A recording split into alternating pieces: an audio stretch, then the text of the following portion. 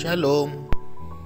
Bersyukur karena kasih dan anugerahnya hari ini kita boleh berjumpa kembali. Bersyukur untuk firman Tuhan yang hari ini kita akan baca. Sebelumnya mari kita satukan hati, kita berdoa. Tuhan Yesus yang baik, terima kasih Engkau sudah memberkati kami sampai saat ini. Sebentar kami akan membaca firman-Mu. Berfirmanlah dan bila kami mengerti dan kami tahu persis apa yang harus kami lakukan. Kami berdoa dalam nama Tuhan Yesus Kristus. Haleluya. Amin. Firman Tuhan yang menjadi bacaan kita hari ini terambil dari Matius pasal yang ke-11 ayat yang kedua hingga yang ke-8 ke-19 ya. Matius 11 ayat kedua hingga ke-19.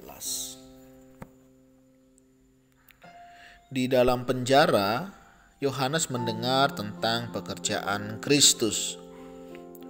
Lalu ia menyuruh murid-muridnya bertanya kepadanya, "Engkaukah yang akan datang itu? Haruskah kami menantikan orang lain?"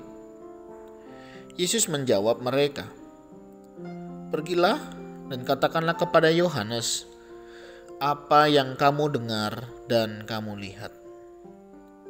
Orang buta melihat, orang lumpuh berjalan, orang kusta menjadi tahir, orang tuli mendengar, orang mati dibangkitkan, dan kepada orang miskin diberitakan kabar baik.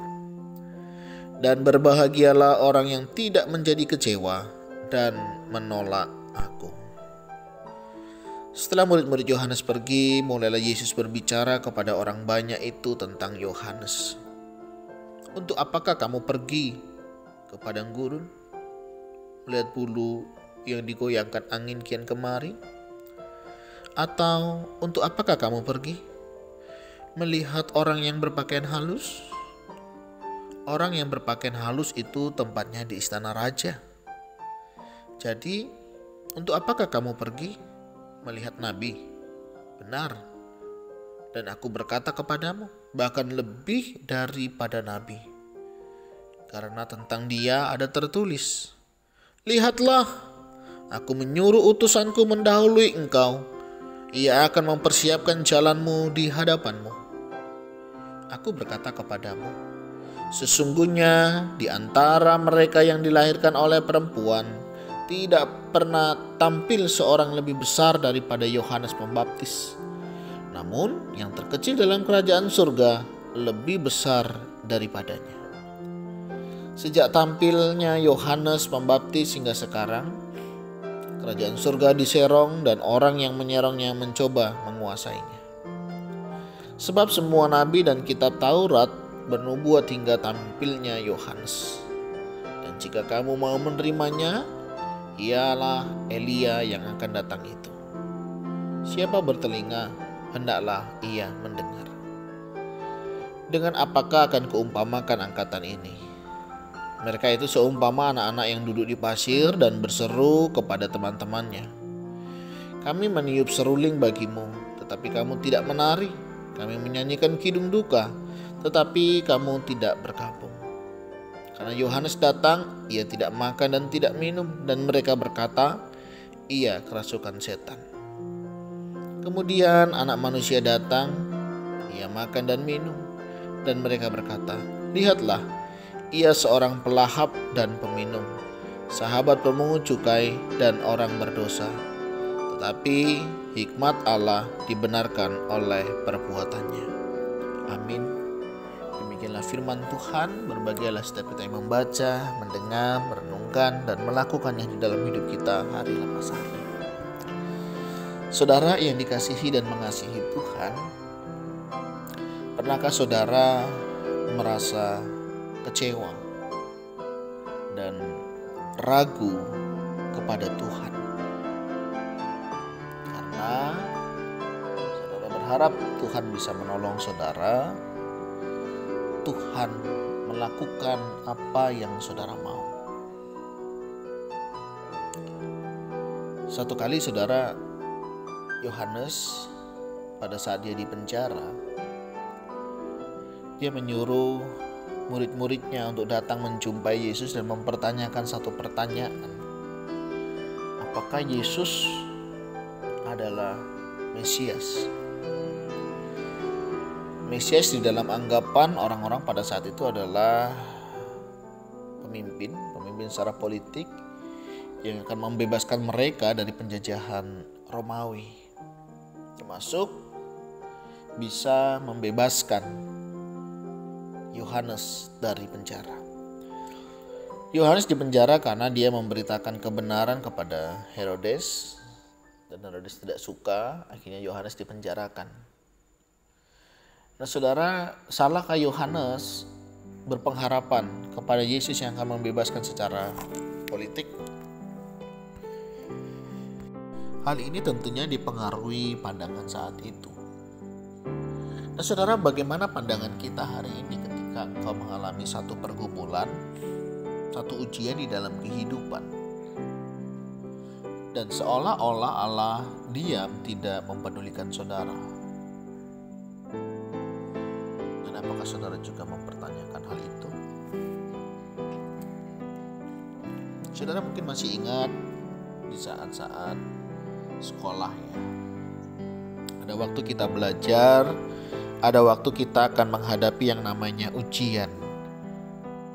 Saudara, pada saat saudara mengikuti ujian sekolah, apakah guru banyak berbicara, banyak menerangkan?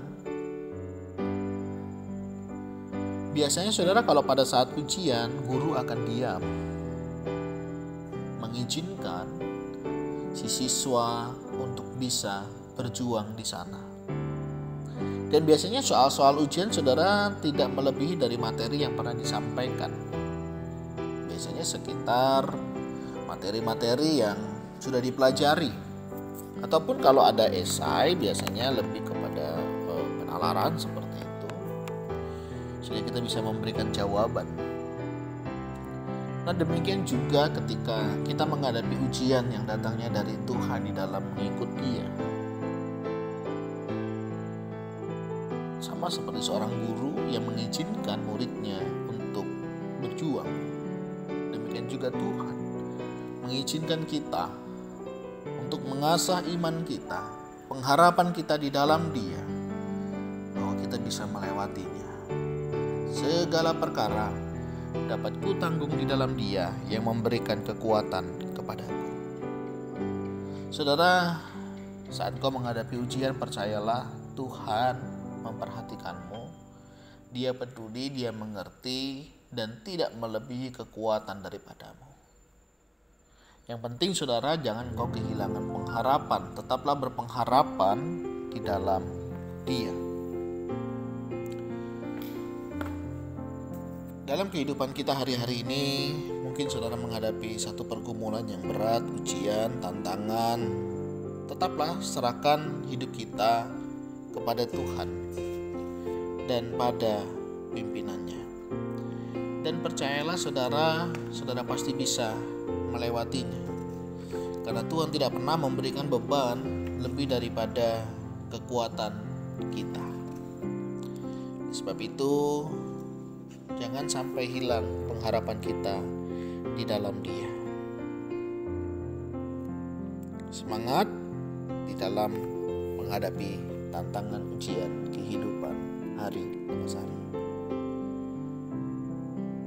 Kiranya Allah Roh Kudus memampukan dan memberkati kita untuk boleh melewati setiap tantangan kehidupan, untuk memperkuat iman kita di dalam Dia. Studi pribadi. Apakah kita mengizinkan keadaan kita membentuk pandangan kita tentang Allah? Sekalipun kadang-kadang keadaan kita mungkin tidak masuk akal bagi kita, Allah tetap sama dan tetap setia untuk menyelesaikan maksudnya.